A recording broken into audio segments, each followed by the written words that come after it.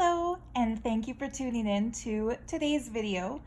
First off, I want to apologize for the extremely long gap of time between my last video and this one.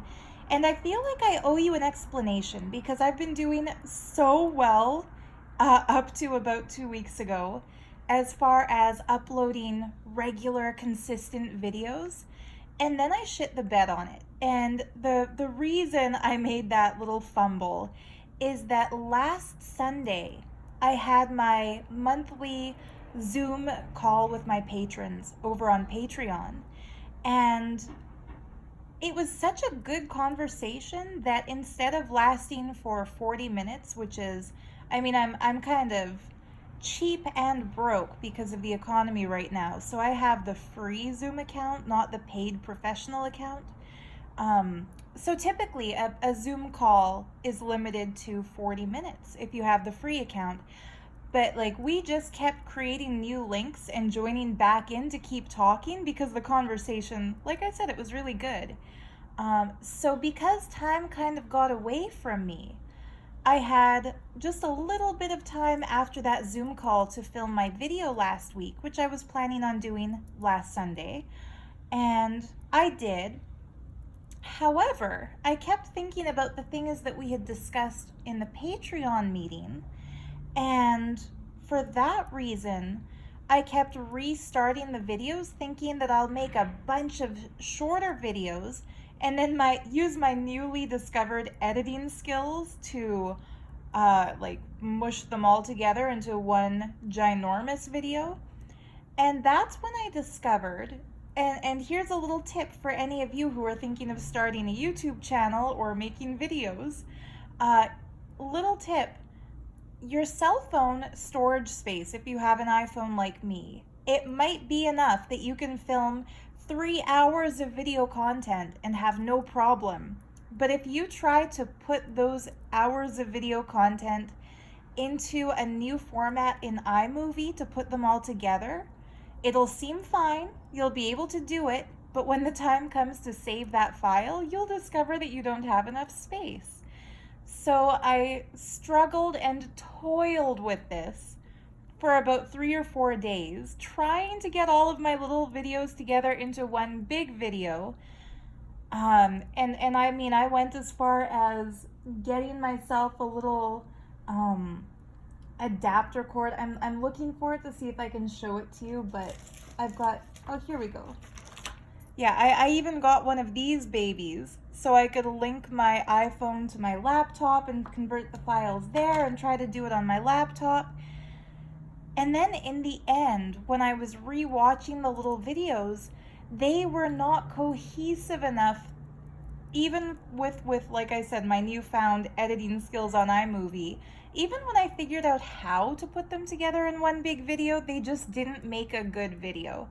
So I scrapped that, which means for 2 solid weeks almost, you guys haven't seen a new video from me, even though I made my declaration that I'll make a weekly video at least. So I'm really sorry. It's not you, it's me.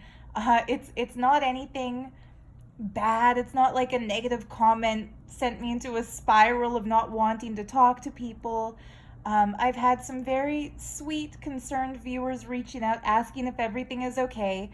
Please don't worry about me. Everything's okay. I have been enjoying the summertime, loving the view from my balcony. I'm in the highest apartment I've ever lived in before, which means that my view, I can see as far as the Rocky Mountains on a clear day, which is so amazing because they are like my big backyard and the loved vacation destination from my earliest childhood memories.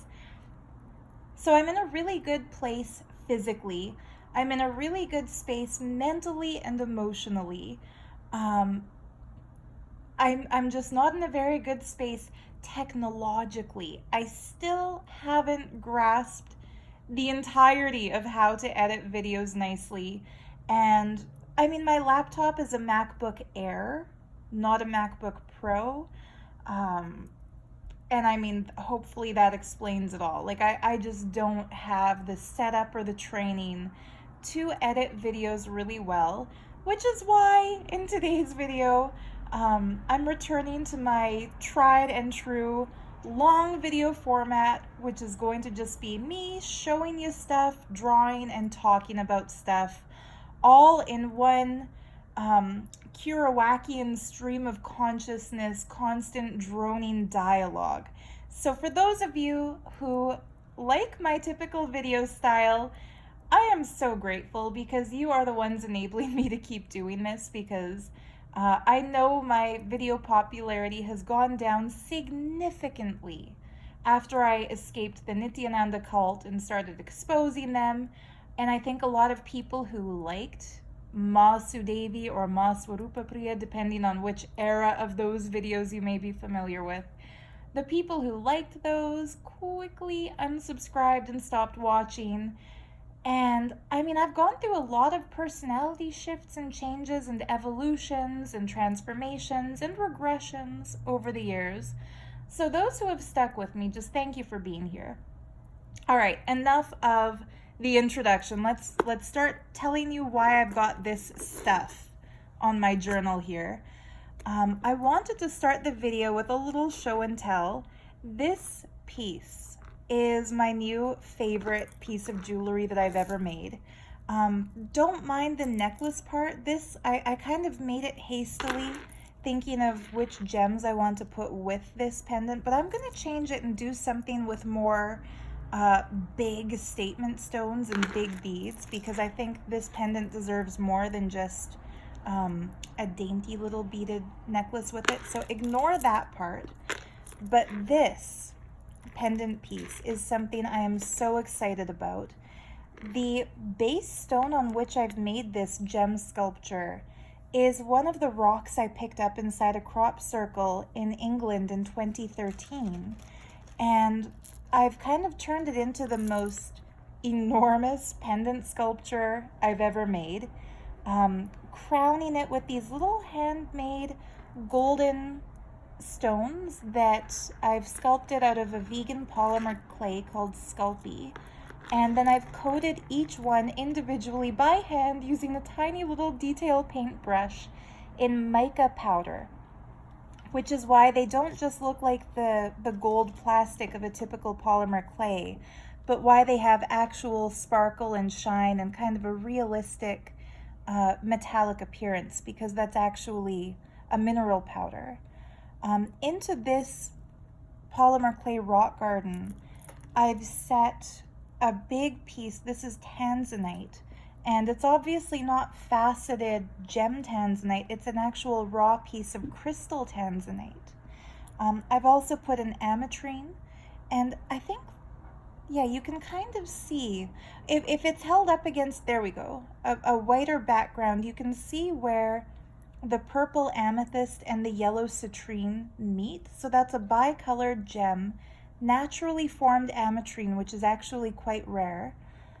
A blade of kyanite. From the side you can see more of its shape and its look. From the front, I love how it looks like just a skinny long crystal. This one here is an amethyst. We have two types of blue apatite, like a darker blue apatite and the electric blue apatite. This kind of spins a little because the base I've set it in is a gold-plated metal piece, kind of like the ring that's set in the whole thing. And then on the other side I have kunzite and Sleeping Beauty turquoise. This one also kind of spins, so there's some moving pieces here. A seraphinite sphere. And the reason I wanted to show off this little sculpture, my favorite part, I don't know if you guys are like me where you're into, like if you go to the mountains and you see a cave. For me, when I was in the summer after grade 9 going into grade 10, my mom and my grandparents and I went on a big road trip where we drove across from Alberta all the way across to eastern Canada. Then we drove down into Wisconsin to visit my uncle who lived in Madison, still lives in Madison. Then we drove across the states to get back. And part of that included seeing the Black Hills, the Crazy Horse Monument, the other monument that's there that shouldn't be there. Um, Sorry to get political, but come on. They decimated natural, beautiful, traditional. Did you know that the cliff face on which Mount Rushmore was unfortunately blasted used to be a natural earthwork that the Native Americans called the Six Grandfathers, where now there are the heads of four people. There used to be six beautiful natural pillars of stone that from certain angles looked like faces. And I think it's just really sad when people deface Mother Nature's art, in such an obviously ethnocentric, culturally centric way. Anyway, forget it. I don't want to get political. I already know my comments are going to be blowing up with people defending the American dream. But anyway, if you're like me, okay, part of that road trip, where I was going with this tangent, is that on that road trip, I think it was kind of close to the Black Hills area.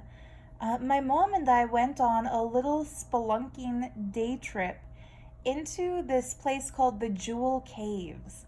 And it sounds more sparkly than it actually was. There weren't any jewels in the typical sense, but there were stalactites and stalagmites growing in the caves, and some of them just looked really, really cool. We had to kind of stick to the path with the tour guide, so it's not like we could venture in and look, but he did tell us that there have been fairly large discoveries of certain minerals and certain crystals, and that's how it got the name Jewel Cave.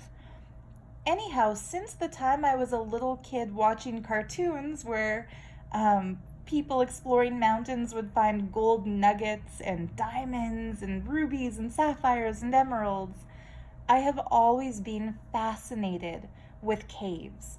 So this particular chunk of rock that was, like I said, found inside a crop circle, it had these two little grooves in it that kind of look like caves. This one is not very deep. Like I hope you can kind of tell by the video. It's a shallow cave. But above it, this one was set in pretty deep. Like it went, like I said, deep into the rock. So I actually built a little tiny rock garden right there inside that cave with more of these handmade stones and a single raw crystal of green tourmaline. And when the light catches it, I just love that little detail. The perfectionist in me was kind of thinking I should do an even tinier little one in this cave and one in that cave too, but I kind of like the simplicity of having just one jewel cave and the others. I mean, with our imaginations, we can envision little crystals in those ones too. But anyway, I just had to do a little show and tell because I feel like thanks to the pandemic, I'm not grateful for the pandemic. It totally sucks. I wish we could all go back in time and just warn people like, hey, there's going to be an outbreak of a rare strain of coronavirus mutating into the human population in a wet market in Wuhan. So, hey, like, stop eating animals and stop going to wet markets, and people of Wuhan, stock up on respiratory equipment and be careful. But anyway, since we can't go back in time and prevent a pandemic, thanks to all the shut-ins and stuff and the economy collapsing, my Etsy shop has been doing worse than it's ever done before as far as sales. And what's too bad is I'm having a lot of people write to me saying that they love my jewelry and they're saving up or they're waiting for their jobs to resume so they can buy a piece that they have their eye on. But sadly, that doesn't pay the rent. And it's just a very strange time we're all living in. Like, let me know in the comments, how has the pandemic affected you and your life? Have you lost a job or been temporarily unable to work. Like, am I the only one feeling the financial impact?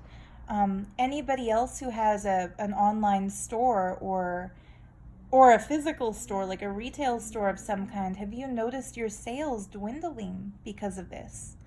I just want to give a shout out of gratitude.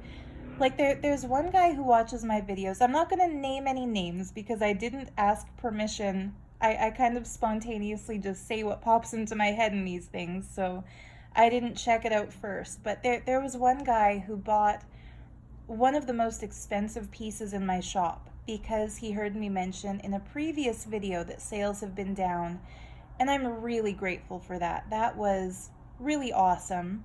And a few other generous souls have joined me on Patreon or have gone to my Etsy shop, and I just want to say thank you because that really helps.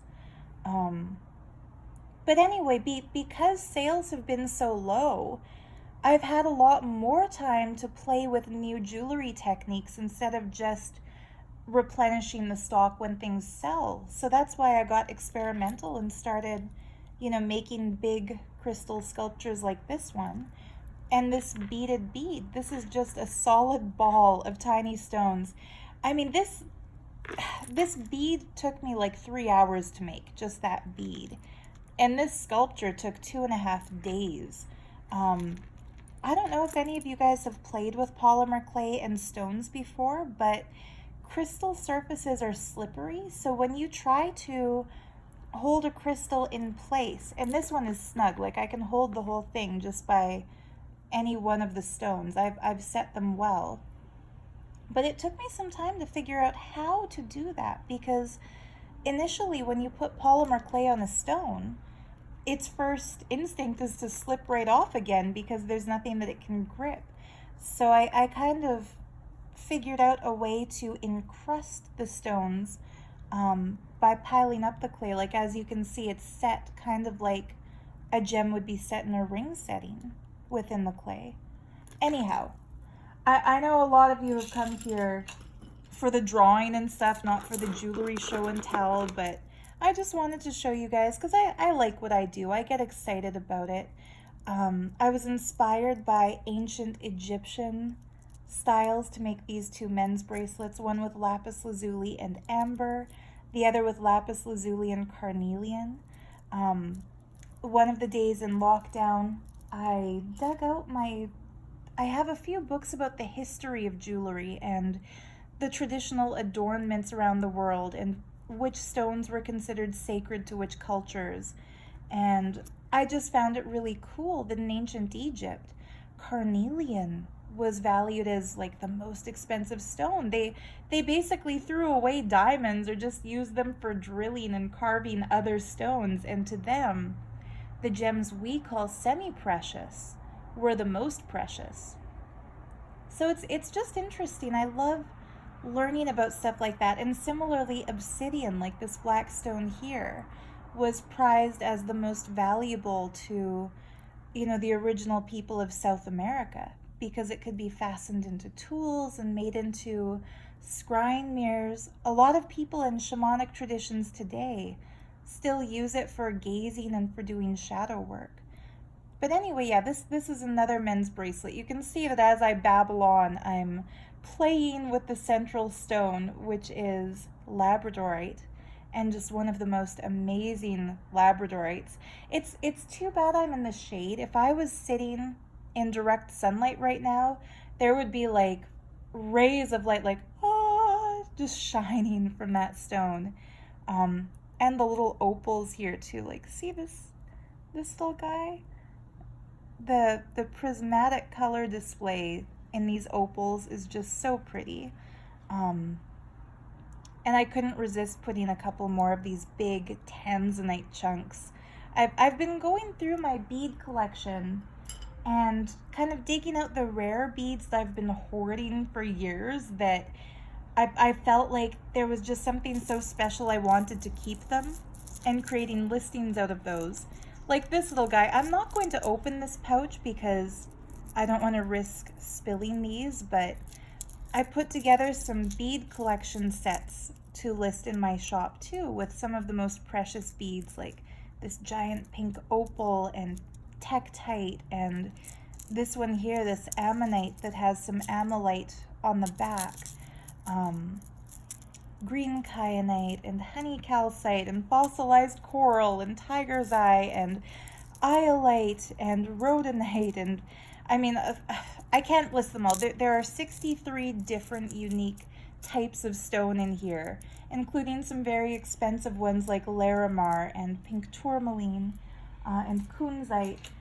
And anyhow, like I said, as I was going through my crystal and stone collection, I started to think, if I didn't have all of these, like if I had not created my Etsy shop in 2014 or started collecting crystals in 2005 when I first moved to Vancouver and discovered the crystal arc, like if I didn't have all of this stuff,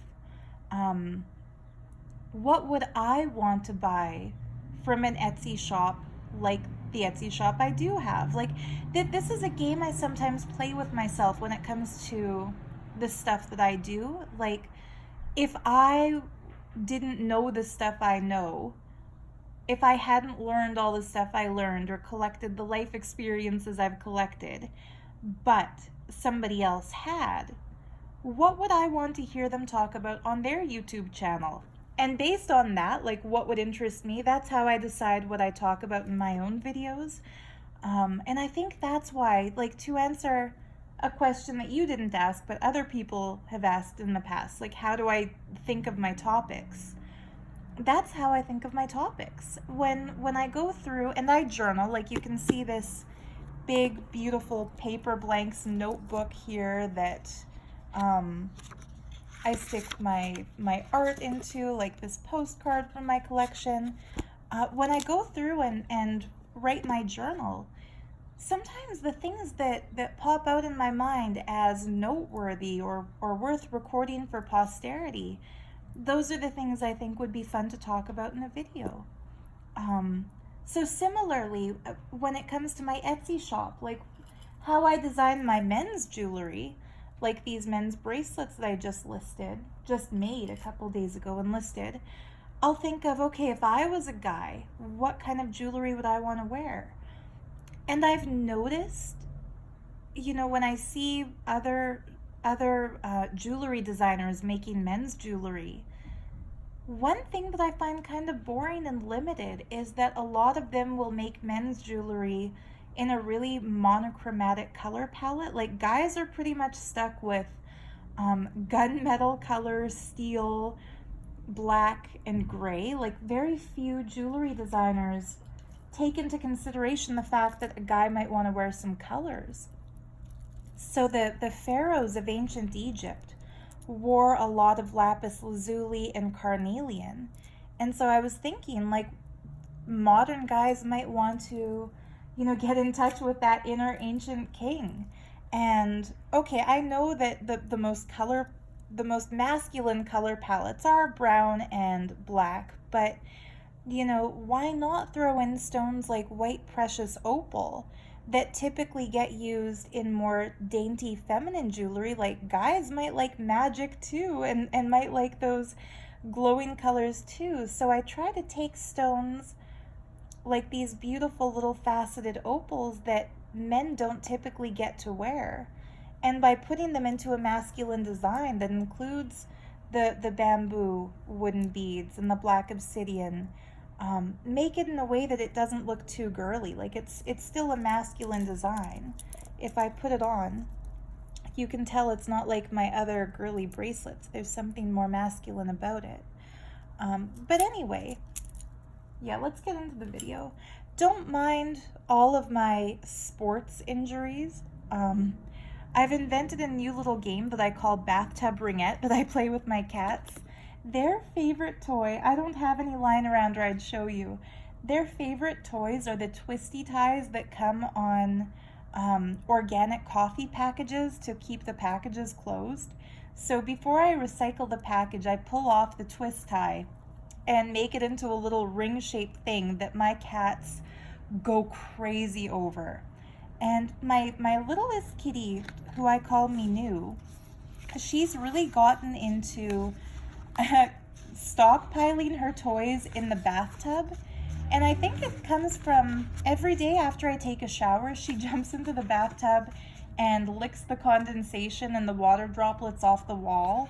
And before you go and call animal rights groups, like, I give my cats fresh dishes of water in 3 different places in my apartment. So whatever room they're in, there's a convenient water dish for them. Like, don't worry, they're not dehydrated. I don't know why she does this. She just, her sister Oreo doesn't do it.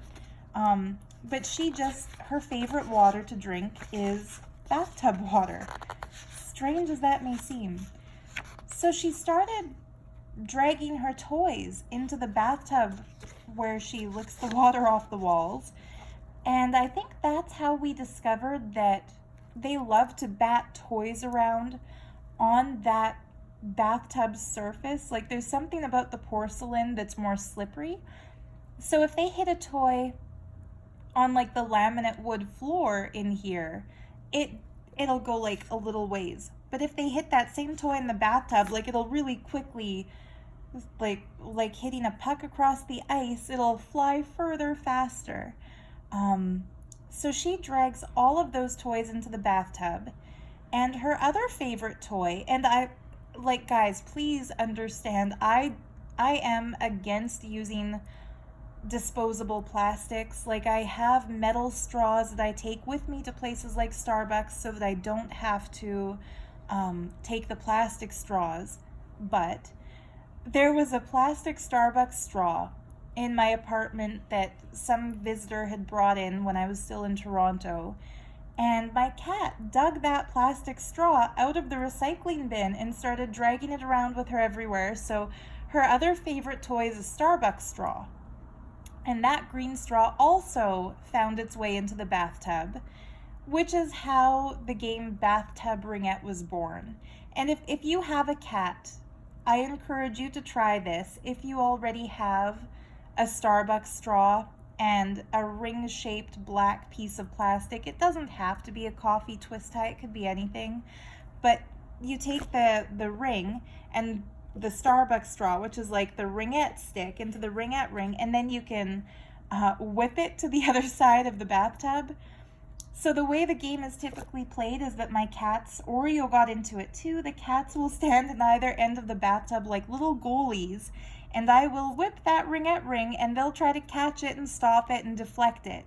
And sometimes my hands become the casualties because they will go to catch the ring or to catch the stick and they'll accidentally scratch me a little. It's no big deal, but if it looks like I'm scratched up in this video or in other future videos, that's why. I'm really lucky that my cats are very cuddly and very sweet, and they're not at all aggressive. Like, they've never hissed at me or growled at me or tried to scratch me. Like, they're very, very sweet little kitties, but boy, do they get competitive when they're in the ring, when they're in the bathtub. Okay, but I digress. I wanted to show you guys, I recently bought the Crop Circle 2013 yearbook. I was so grateful when I went to the Temporary Temple's website that they still have these in production. And I bought it because I wanted a physical copy showing pictures of the crop circles I actually got to enter. One, which was this one here, outside of Stonehenge. And we entered it in a way that our tour guide explained was most respectful to the farmer, which means we kept our footsteps limited to the tractor tracks. That way we weren't ruining, the good crop that was growing. But it was a really powerful formation to enter. And most importantly, this one here, this was like the ultimate crop circle to get to walk into for me. Because that particular farmer was a friend of Michael, who was our tour guide in South England. And because they knew each other personally, Michael actually had permission to take us into this one. And so there was no guilt involved. And also, he gave me the reassurance that it was perfectly fine to pick up stones like this one. So this pendant, this stone, came from inside this crop circle, this exact one. And all of the crop circle jewelry that I've made and that I've been selling comes from these two formations. And if you want to buy one of the pendants made of a crop circle stone, feel free to ask me. I can let you know which formation it's from. But this one, like I said, it's really special because it's the very first crop circle I've ever set foot into. And I don't need to rehash what I've already told you guys in previous videos. It's just a really cool experience. Oh, cool. I didn't even notice until now that that same circle is on the back cover. But yeah, there's a really cool feeling that you get, like a lightheaded, dizzy feeling, sort of like if you twirl until you get lightheaded, until you get dizzy. It's a similar feeling to that when you walk into a crop circle. And the coolest thing about it is that normally, like I love adrenaline. Like I love roller coasters, I love water slides. I enjoy that feeling of dizziness. Like sometimes I'll just twirl in the middle of my living room for fun, the way a little kid would twirl in the middle of a field.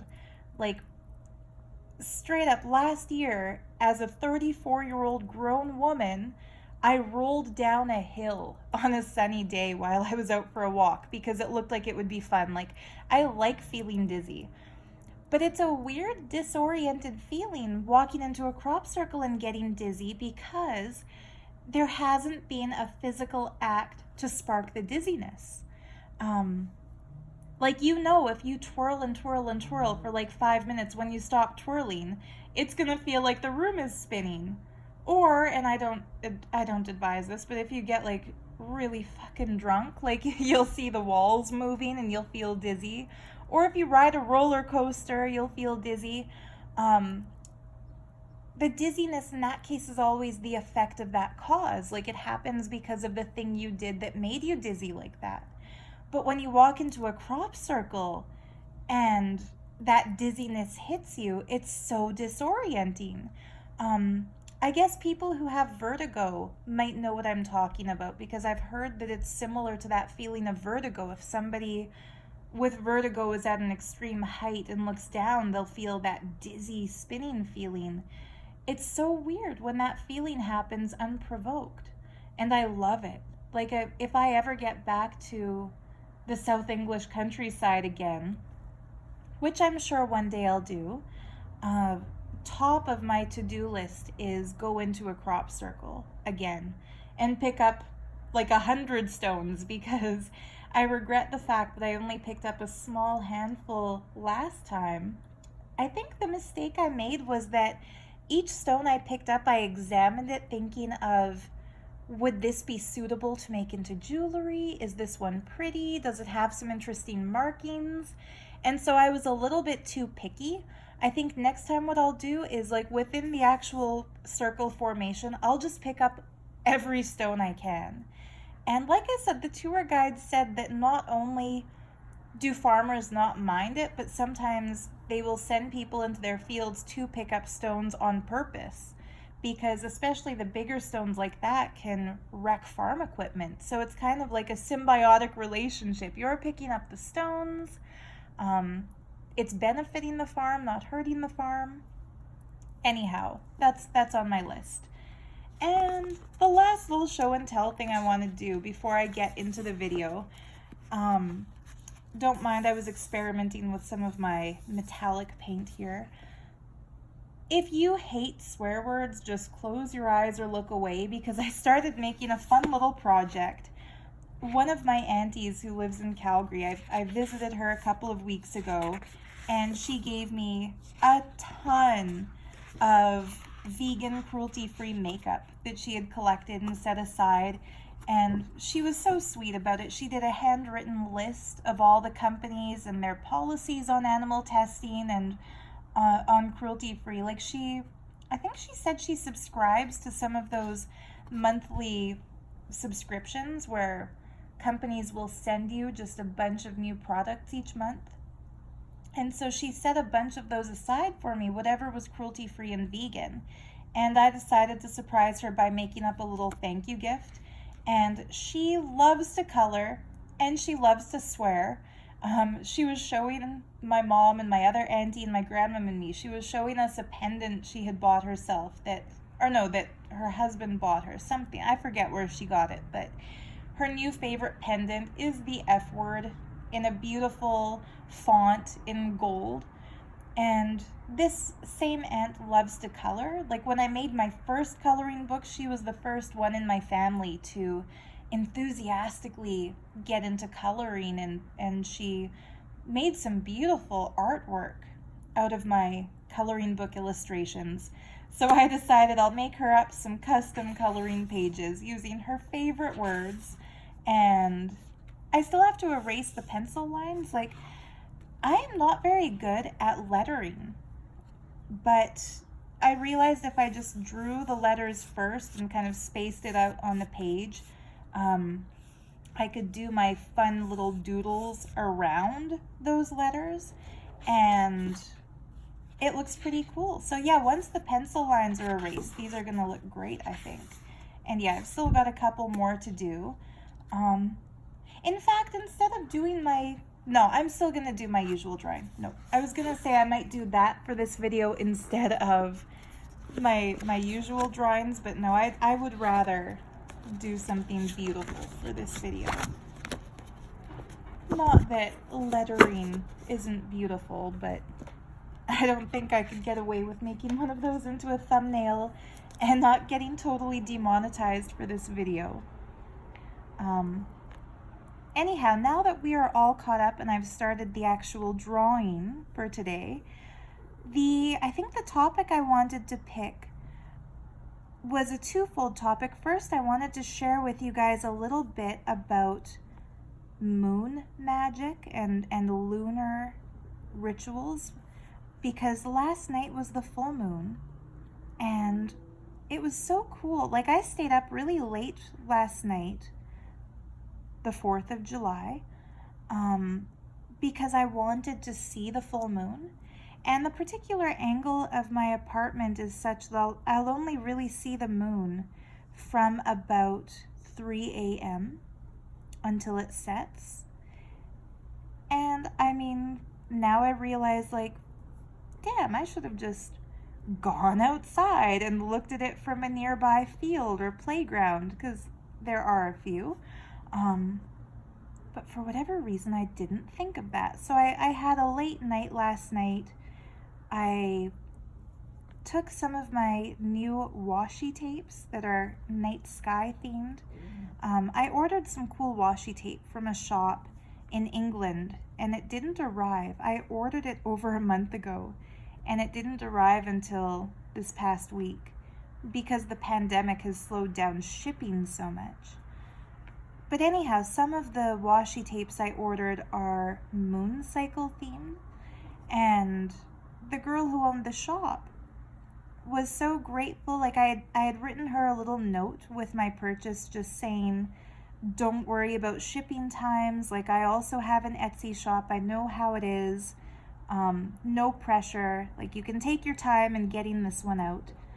Because her shop had a little heading where she had written that she gets really stressed out about overseas orders because she never knows how long the shipping estimate should be.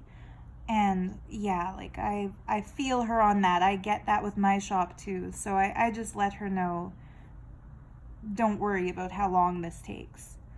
And what was really sweet is that she included a few little free gifts with my order, which is something I always do with my own Etsy shop orders, but a lot of shops don't do that.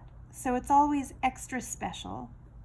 And one of the gifts she included were moon stickers, like NASA photograph, like photorealistic, not illustrated, but like actual photos of the moon made into little round moon-shaped stickers. And so I decided to create a journal spread. I should just show you. I'm talking and talking. The thing is literally right here. So that the washi tape is like this. Another one I ordered is like this. And Sorry, I'm pointing with my middle finger, but I'm not actually trying to give you the finger. That's the kind of moon sticker I'm referring to. So since it was a full moon night, I made that as the little spread in my journal and wrote about some of my favorite memories related to the moon. And one memory came back to me that I haven't thought of in a couple of years, because I typically avoid thinking about my time in the Nithyananda cult just because they're not pleasant memories. It was a very stressful time. If any of you have watched, if you've watched videos where I talk about what it was like to be brainwashed in that cult, you probably remember that I said we were under constant pressure. Like, we were working 20-hour days as volunteers, but constantly on call. So even for those 4 hours that we had for bathing and washing our clothes and laying down to sleep if we could, even during those 4 hours, sometimes less, if our cell phone rang, we could get called to a meeting or called to some manual labor that needed to be done immediately, or called to the welcome center to greet people who were visiting, or like there was never a break. It was like, imagine the most stressful work environment with a bully boss. Like, imagine like okay, if you've seen The Devil Wears Prada, that Miranda Priestley character who just makes life a living hell for her assistants. Imagine like working for a boss like that, but you don't have a home to go to at the end of the day. You live at work, and so does your boss, and there is no weekend and there is no break. Like, you eat standing up between tasks when you can, and if you need to drop your plate, like, that's why I was so slim during that time. Anyway, I don't even try to not think. It's more like I no longer think of that time in my life because I'm blessed to have gotten out of it.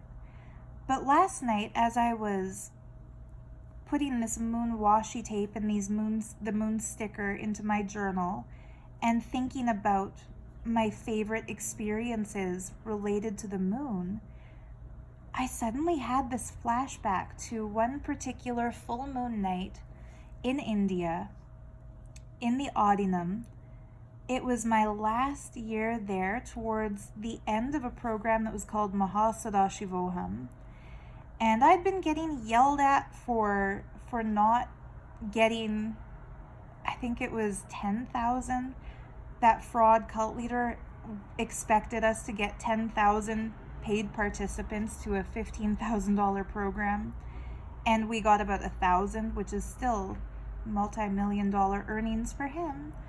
But yeah, he was yelling at us for not doing enough and for not being devoted enough and for not having the right space of a disciple. And I remember one of the Hindu scriptures describes that each visible planetary body correlates to a different aspect of human life. For example, Saturn, called Shani, governs over kind of the karma that we incur and paying our karmic debts to people. And, you know, there's a lot of superstition. A lot of people will say that astrologically, if you're born at a time where Shani sits unfavorably in your birth chart, it's like you're cursed by Shani. There are temples to Saturn in India. And I should mention, like, these the presiding deities, as per Hinduism, who sit in these planetary bodies. It's not the personification of the planet itself. It's a description of the consciousness residing on that planet and how it relates to humanity on Earth. Now, I'm not saying that you should believe this or that you should be into astrology or take it at face value. I'm just saying this is what I believed while I was there.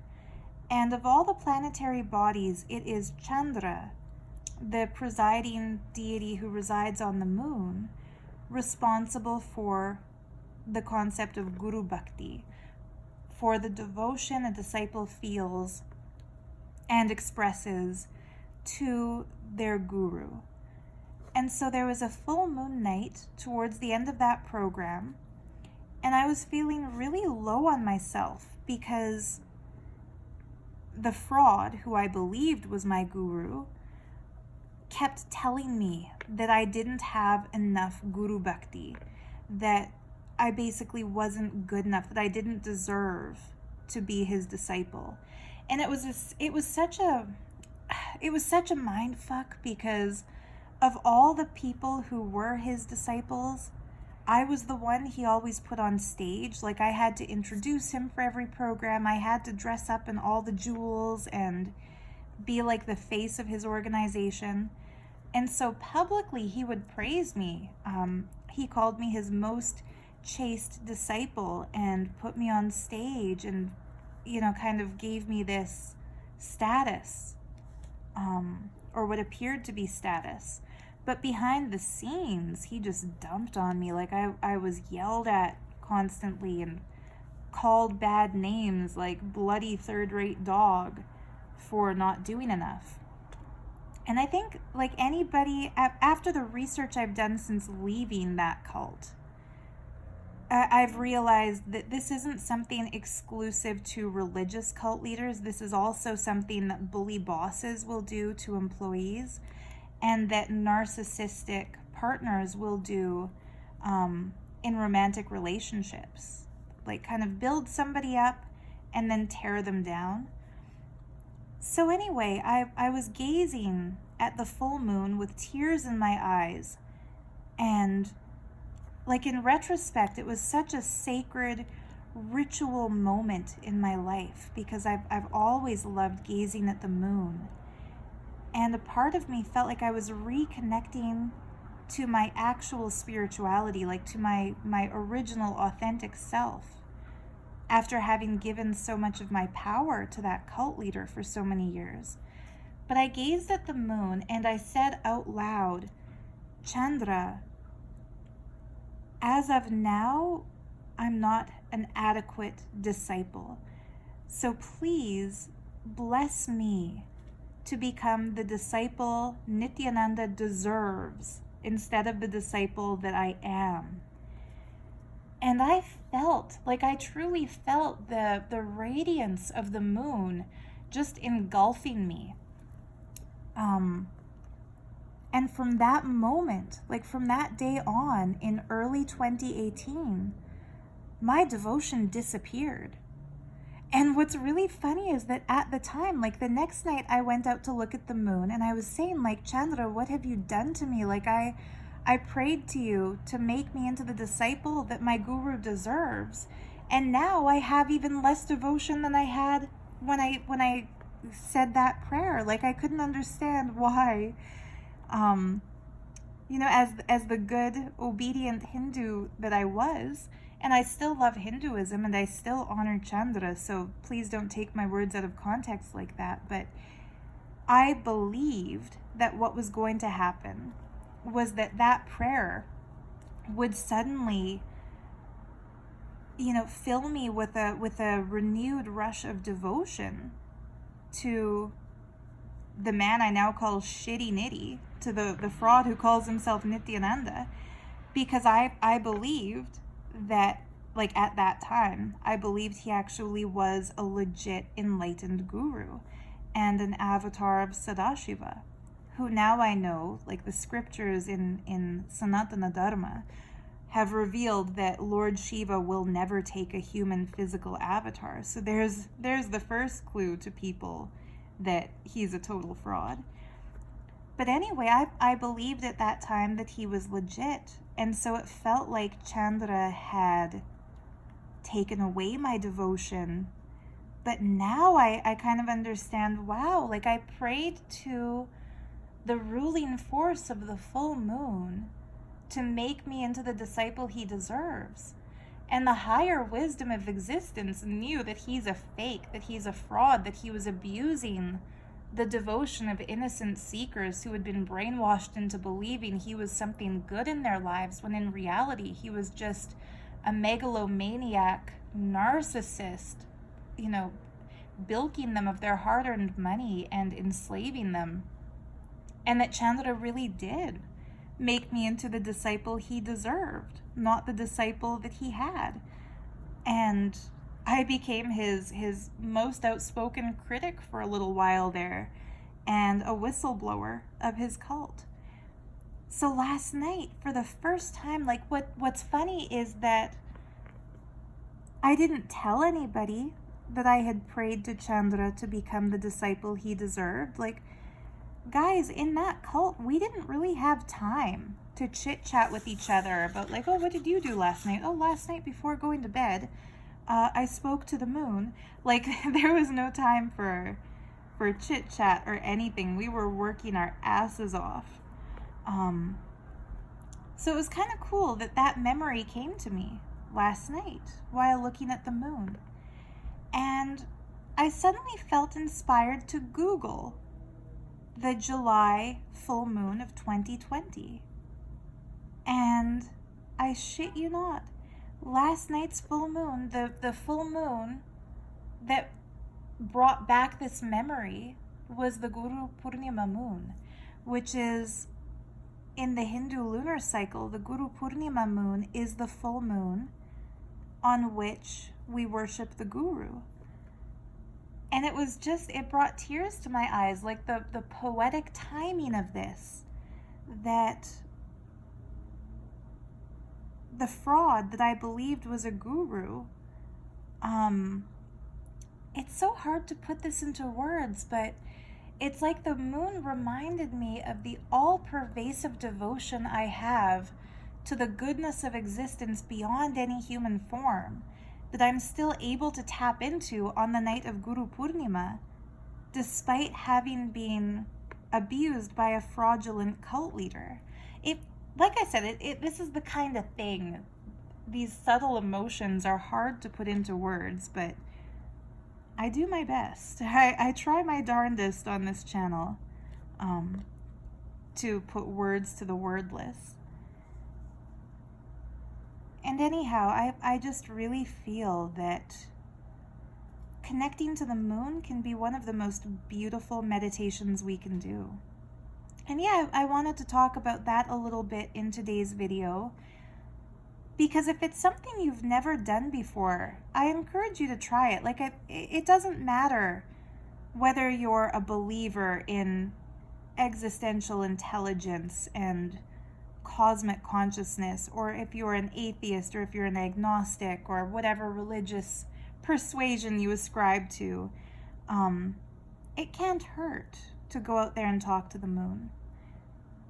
In fact, another one of my favorite full moon experiences, and you may have already heard this if you're a longtime subscriber of mine, or if you've seen my video about moldavite, which is one of my favorite stones of all time.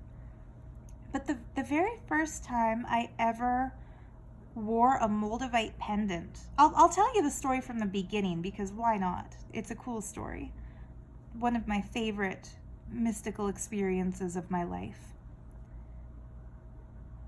There was a day when it was one of my days off. I woke up in Vancouver and just had this feeling that there would be a moldavite pendant for me to buy at the Crystal Arc, a gemstone shop on Granville Island.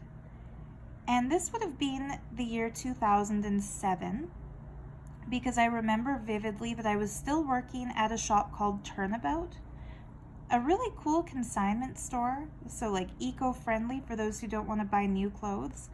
A consignment store in Vancouver called Turnabout. There's one on Granville Street and one on West Broadway. This isn't promoted, like I just legit used to work there.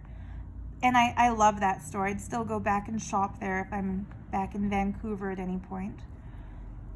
But anyhow, I woke up on one of my days off, and to put it into context, I had recently bought a book at Banyan Books, also in Vancouver, on West 4th Avenue in Kitsilano.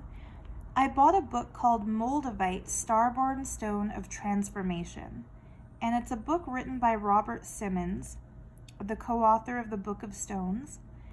And he basically puts forth the hypothesis that moldavite is the alchemist stone, that it is the stone that turns like a base consciousness into a pure gold consciousness. And he uses all kinds of supporting anecdotal evidence from the Moldau region where it's discovered in the Moldau River. Anyhow, the book hyped it up so much that I had already owned a few just loose pieces of moldavite as part of my collection. But his book hyped it up in a way that I was like, no, I need a piece of moldavite jewelry. And guys, like, this was so long in my past that I did not yet know how to make jewelry. Like, the bracelets that I'm wearing in all of my videos, like, I didn't even know how to do that yet. I was really fresh into crystal and gemstone healing energies. So yeah, my mind was in such a place that when I wanted a piece of moldavite jewelry, I couldn't just make it myself, which is what I would do now and have done now. But yeah, I decided that I would go to the Crystal Arc on Granville Island. And I had been looking for a piece of moldavite jewelry for over a year at that point. And somehow, like, because I was very rarely on Granville Island, since it was nowhere near the part of Vancouver I lived in. It's kind of out of the way. Like, those who are familiar with Vancouver know, like, it's not on any major road. It's under the Granville Street Bridge. And if you're going by foot, it's kind of a hike to get down there and to get back up again. And if you're going by bus, there's only the bus 50 that goes there, and bus 50 only runs every 45 minutes, not every 10 minutes like other buses. So anyway, it was kind of like, if I had a day off, I would only go to Granville Island if I was going to spend the entire day there. So one morning I woke up and I decided, yep, today is the day I'm going to Granville Island. My moldavite is there. I could just feel it. So I went to Granville Island, got myself a nice vegan brownie at Cafe Agro, and it's kind of like a day off treat, and a nice soy cappuccino, and went into the Crystal Arc. The moment I opened the door, Christine, who was the store manager at the time, she looked up from this pile of stones she was unpacking at the counter and said, "Ah, Sarah, I see you've answered the call of the moldavite and you're here to pick your pendant." And I looked at her like, how the fuck did you know that? Like, it was crazy. And I said, like, yeah, that's exactly why I'm here. And I told her that morning I woke up and just knew my moldavite was there. And then she looked a little shocked and she said, well, I was just saying that to be funny, but yeah, they had just received an order of pendants from, what's it called? Heaven and Earth Publishing. Heaven and Earth, like the publisher and the author who had written that book that I read, it was his jewelry collection they had gotten in, including moldavite pendants. So I bought my favorite of the bunch. Too bad, like, I didn't know I was going to be telling you guys this story, because like I said, my videos are so spontaneous that they're not planned in advance, but if I had known, I would have had that pendant ready to show you. Luckily, I still have it. But it was so mystical and so exciting because Christine knew why I was there. And that's just something that the more time you spend around people who are intuitively gifted and who regularly meditate and who are connected like that, you'll notice that they'll randomly say something that has a deep personal meaning to you and they won't even know why they said it. It's something I do too, that people will sometimes say to me like, wow, Sarah, like I asked a question in my head, and the next thing you said in your video was an answer to that question. How do you do that? And it's like, I don't consciously do it. It just happens. It's the kind of synchronicity where you know that you're in the right place at the right time doing the right thing. When you say something that resonates with another person, or another person says something that just resonates with you. So anyhow, my day was already heading in a mystical direction because of waking up and feeling that pull to the crystal arc, and then Christine just knowing, or seemingly knowing why I was there. And I lived at that time in East Vancouver, like kind of the west end of East Vancouver, so not where it's scary. But yeah, I was living on East 7th Avenue. And again, those who are familiar with Vancouver know that that is a long way away from Granville Island. But after kind of browsing through the other shops and sitting on a bench and having some vegan pad thai from the public market and literally spending my entire day off there, I just didn't feel like taking the bus. I felt like walking. So instead of taking the bus 50, which would have driven me back up to West Broadway where I could transfer and take the bus the rest of the way home, I walked up that hill, which is a fairly steep hill, to get to Granville Street. And I popped into Chapters because that's just what a person does when they reach Granville and Broadway. Looked at the bargain books, didn't really feel like buying any of them.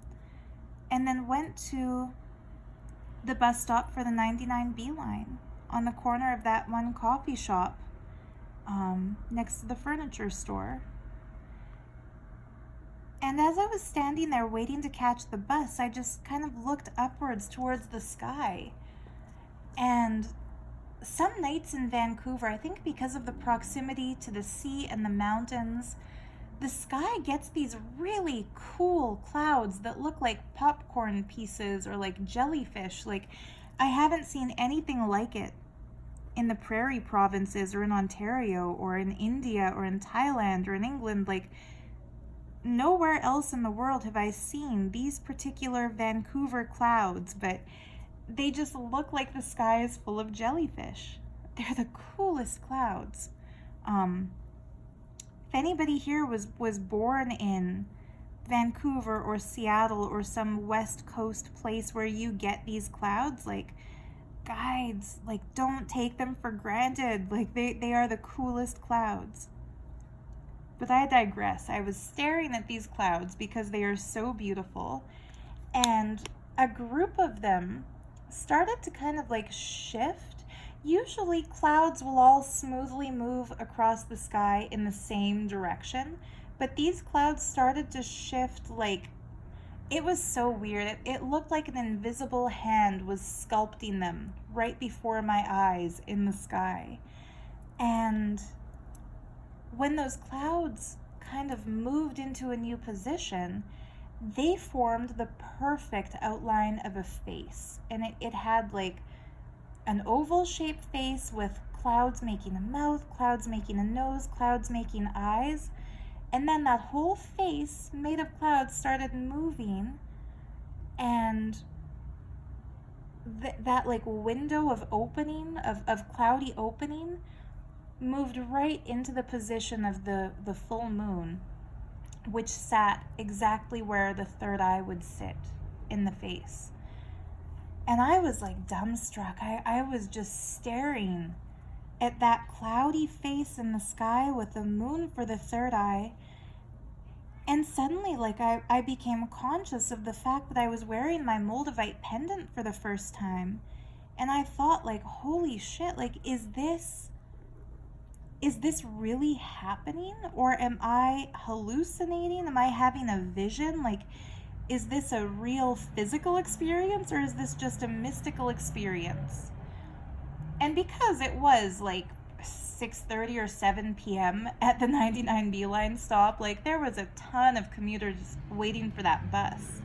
It's not like I was alone in this urban setting. Like there were a lot of other people around me. So I just kind of broke myself from my reverie and looked around and asked other people, like, hey, like, look at the moon.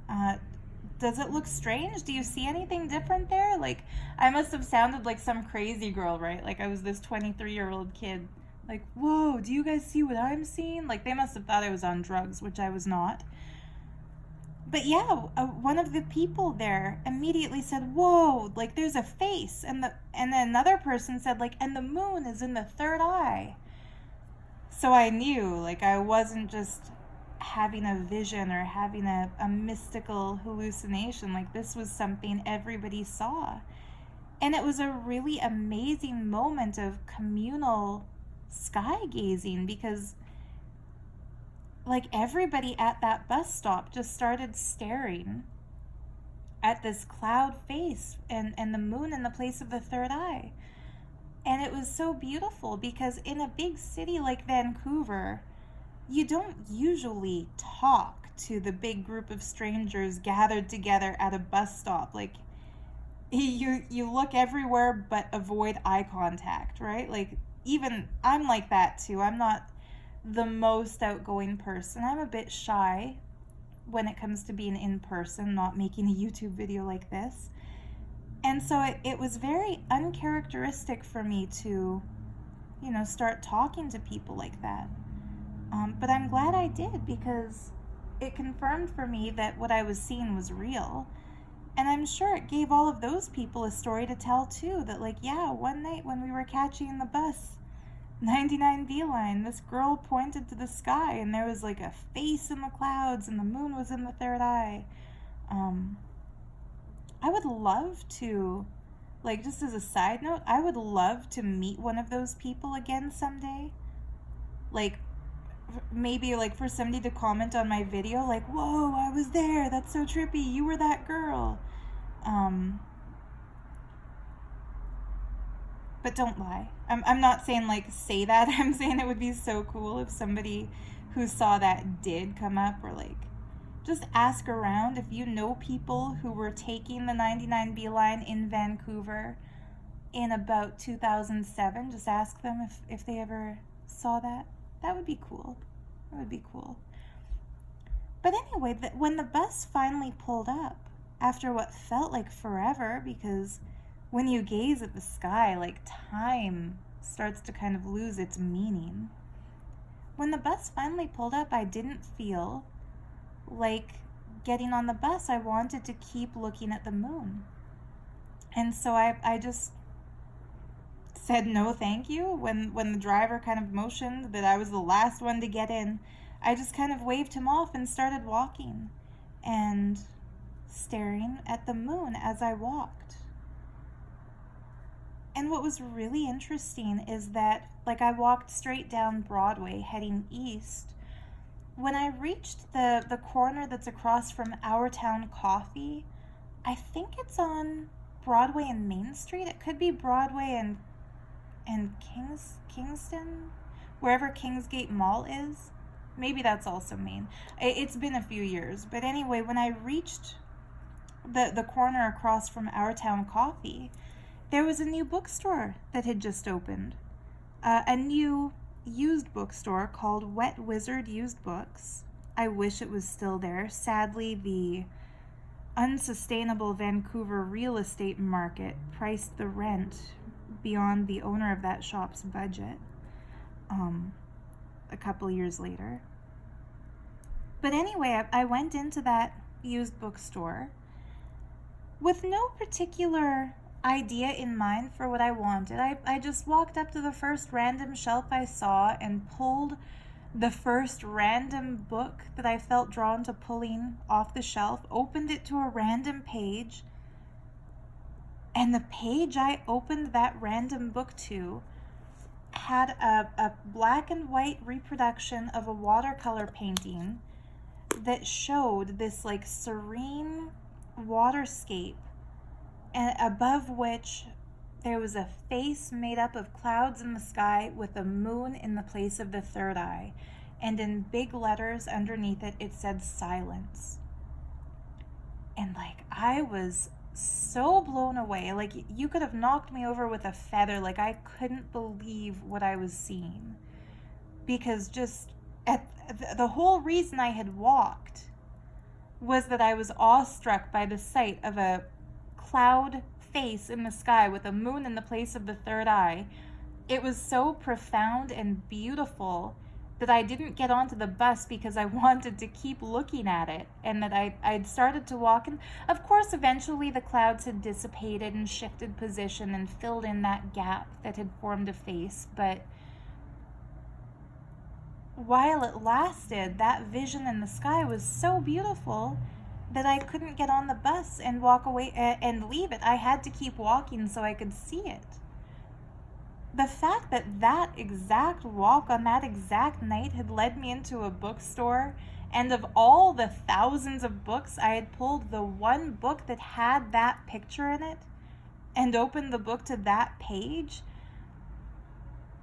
That experience, that one experience, was greater than any of the experiences I had in India as a seeker.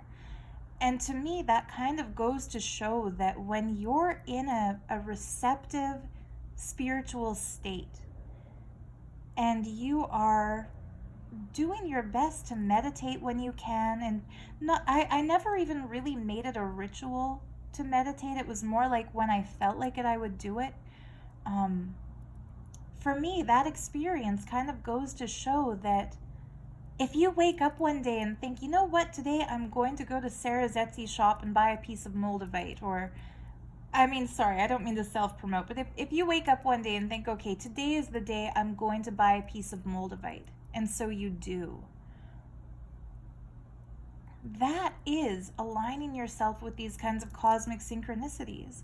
And I know there are skeptics and atheists out there who will say this is just hokum, but I feel like a lot of my spiritual experiences in life are living proof that when you listen to your inner guidance and you follow it, great things can happen and amazing synchronicities will happen. And for me, gazing at the moon that night and deciding to keep walking instead of take the bus led me to discovering the Osho Zen Tarot. And I know, wild, wild country,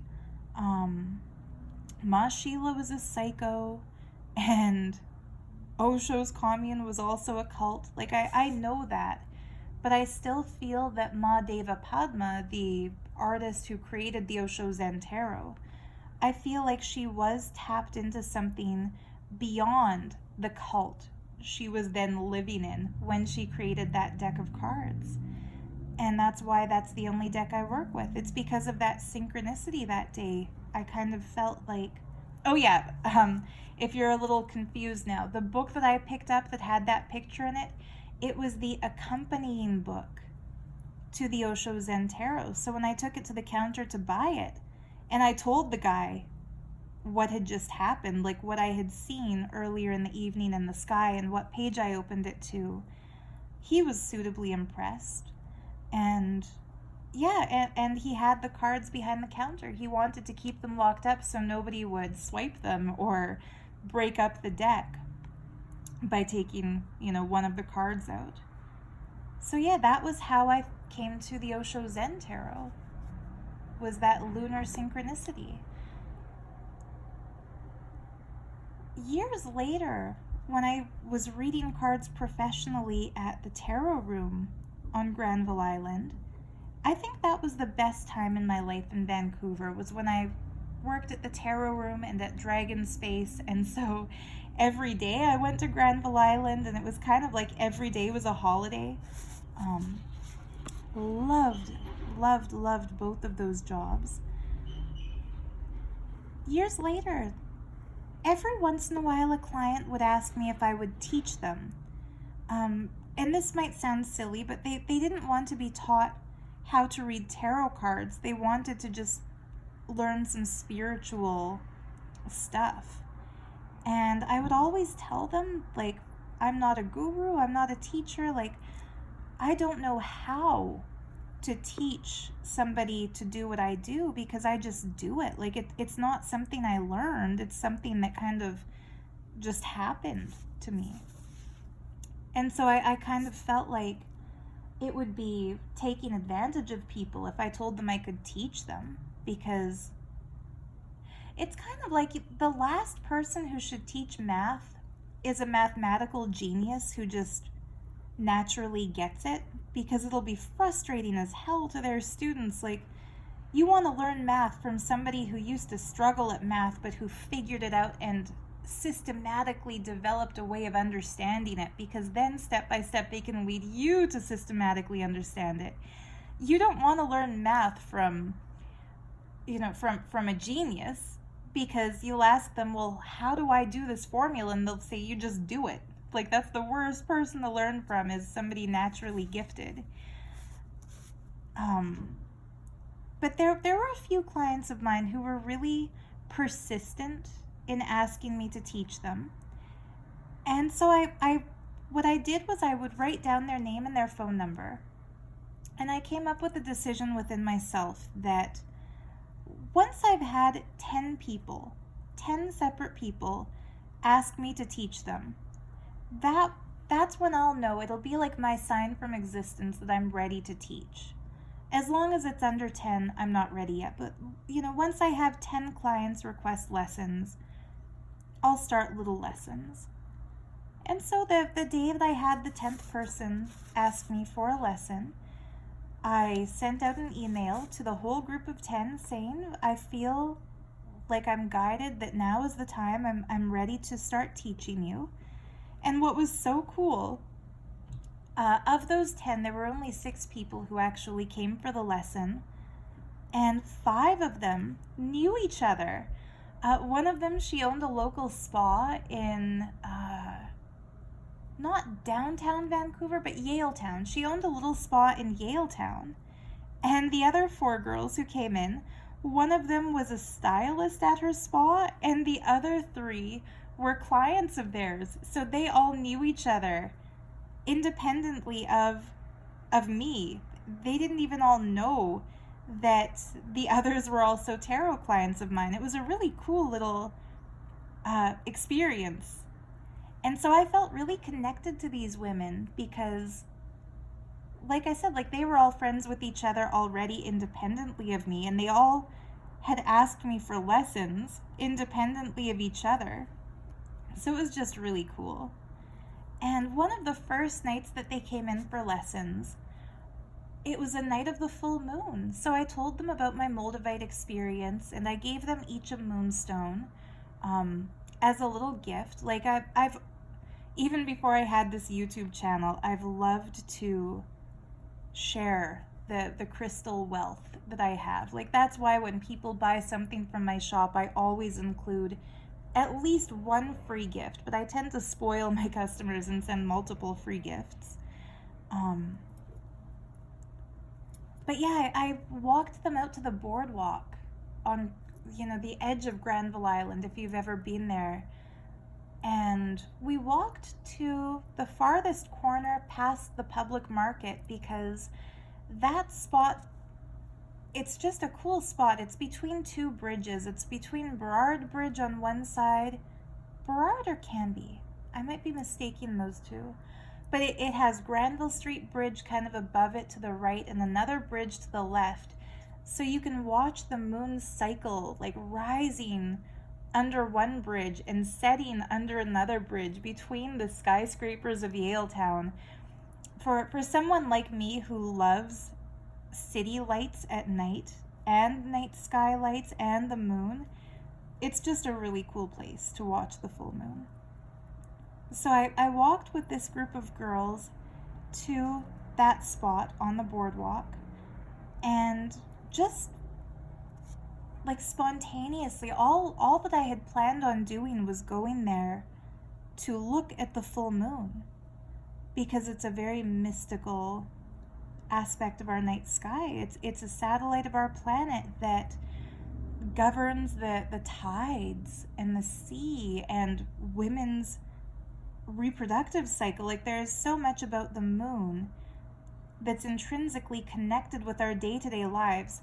I'm not talking mystically, I'm talking like scientifically, literally, measurably, calculably. The moon is tied in with our cycles.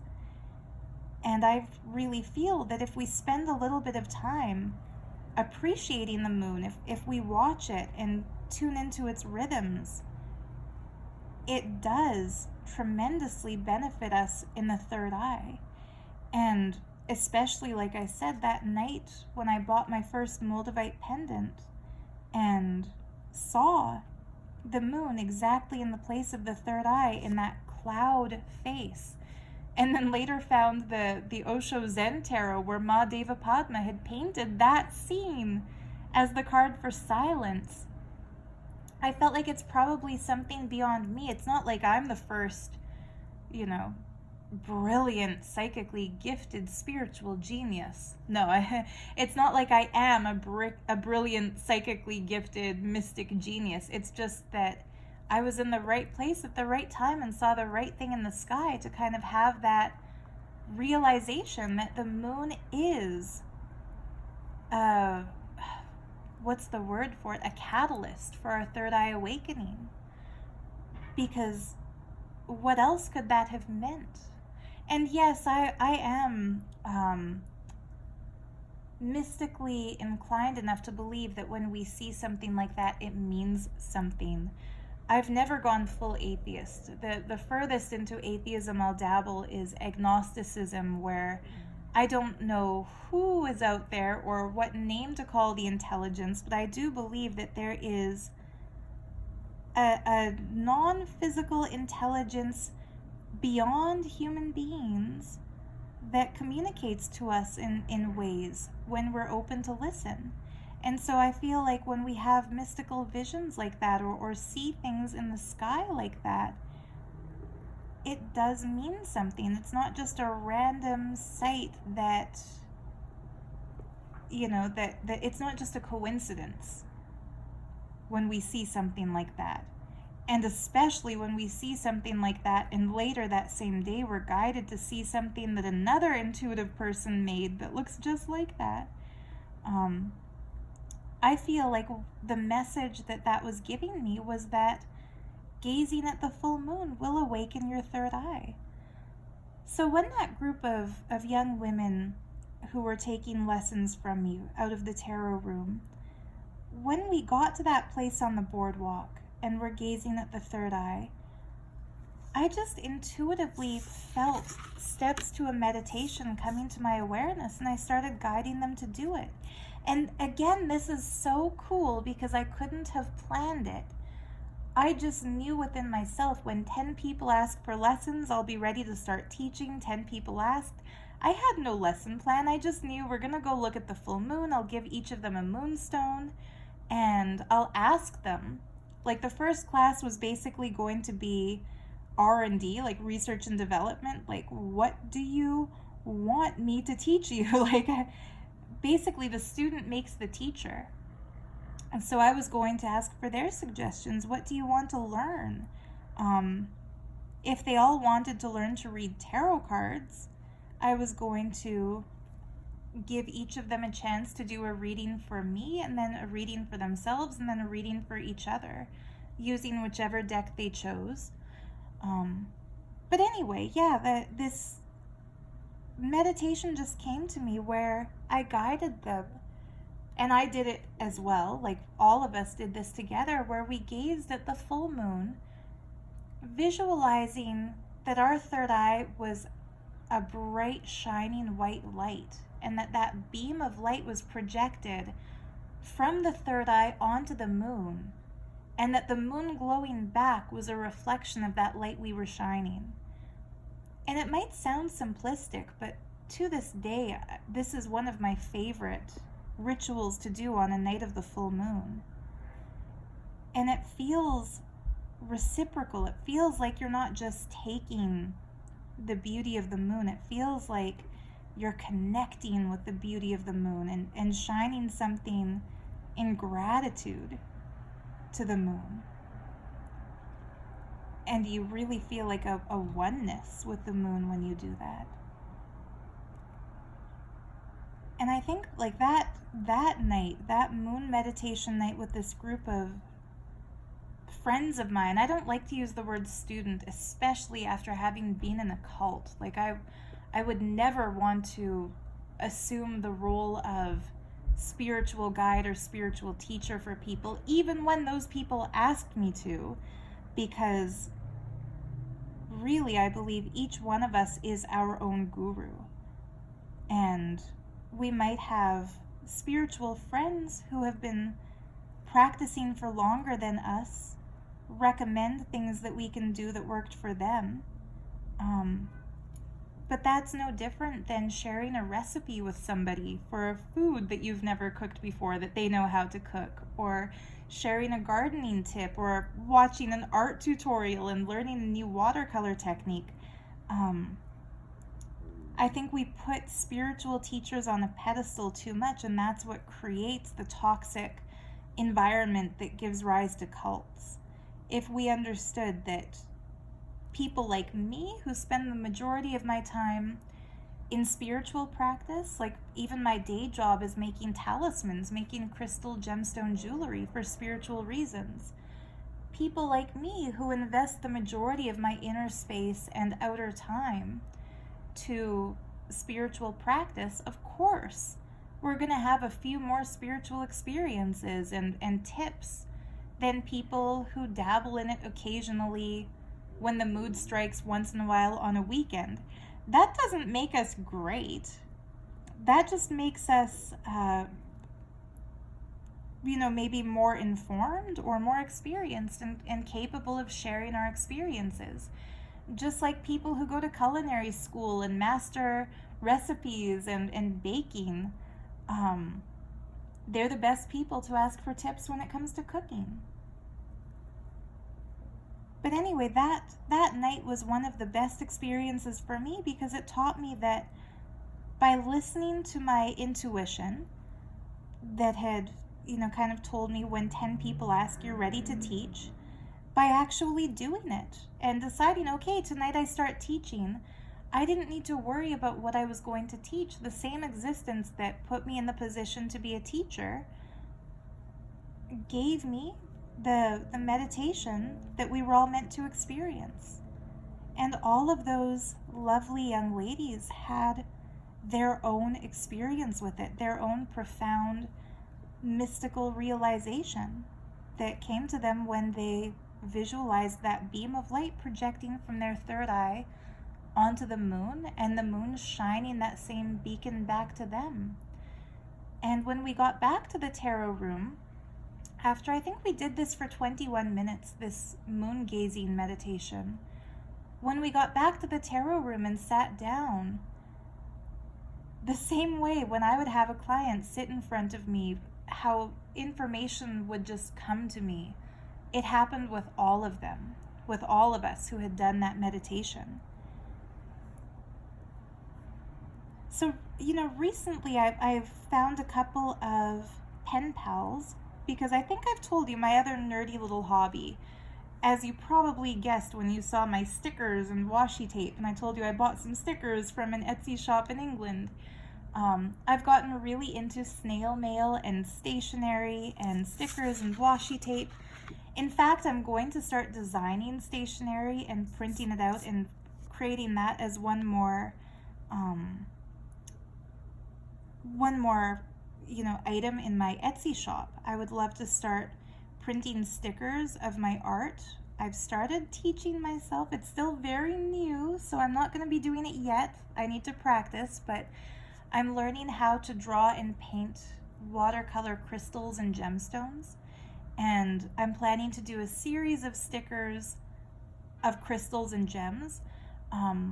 For one thing, as one more free gift with purchase. So for example, if somebody buys a Herkimer diamond bracelet, throwing in a little sheet of Herkimer diamond stickers that they can have along with the free gift with purchase. I think that's something I would be thrilled to get as a free gift if I bought something from a gem shop. So I think other people would also like to get that too.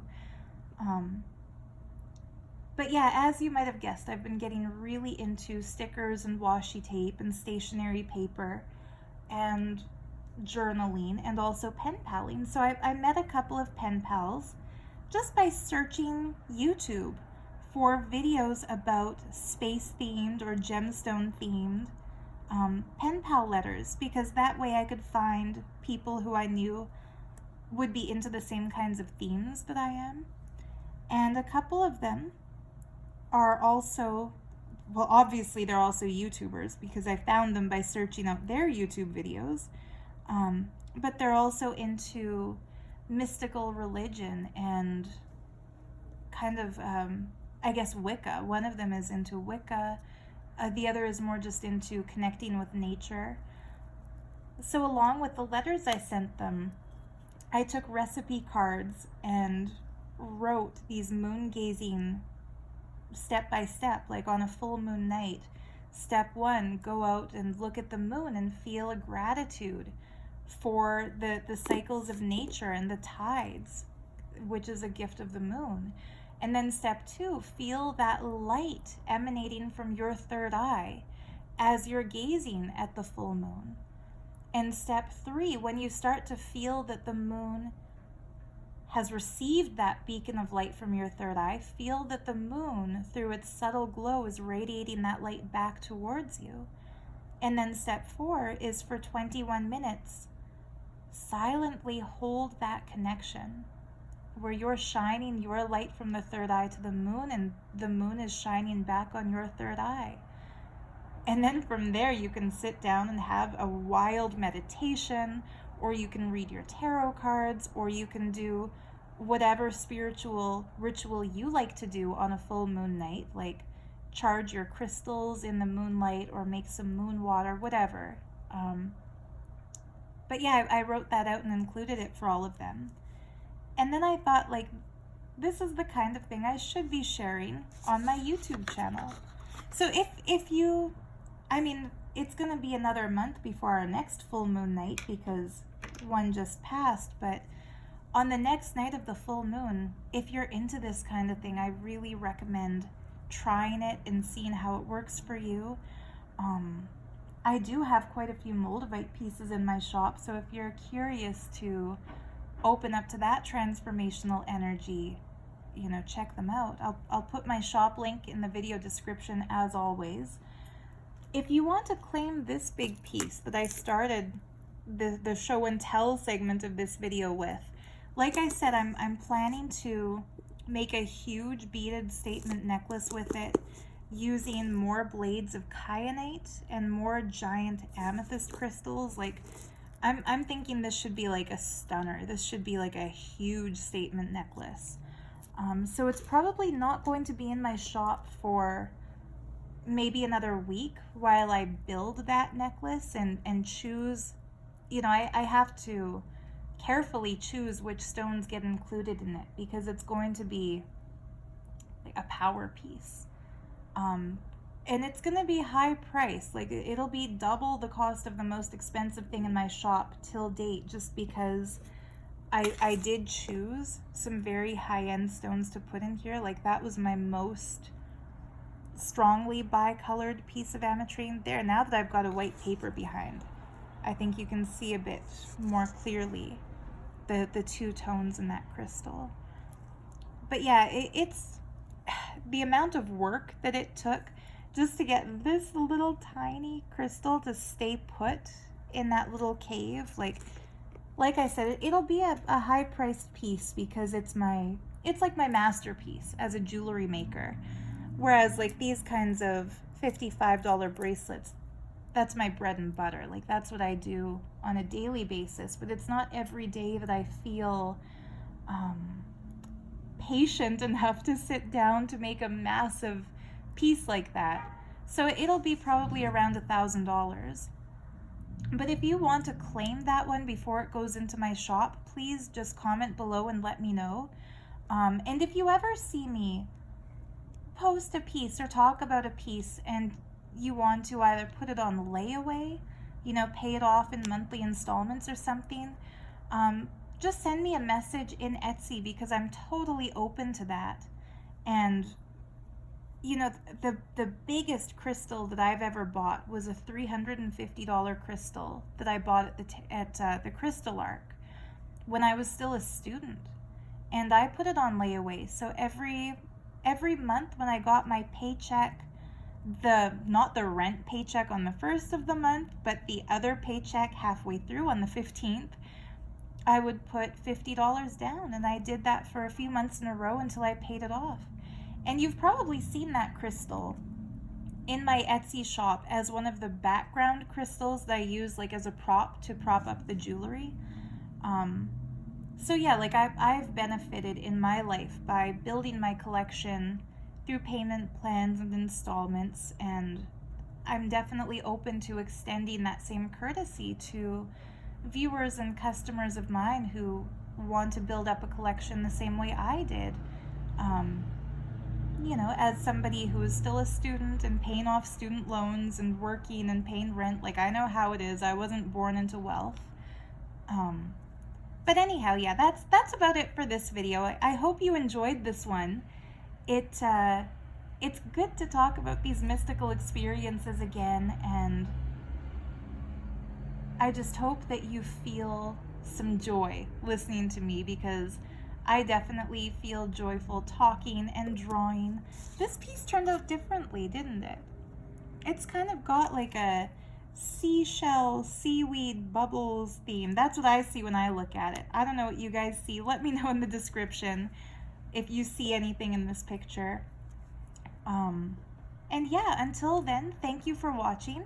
I look forward to connecting with you in future videos. Hopefully my hands won't get too much more scratched up from the bathtub ringette, but if they do, don't worry. You know what those little scratches are from. Anyway, much love. Thank you for tuning in. See you next time. Bye.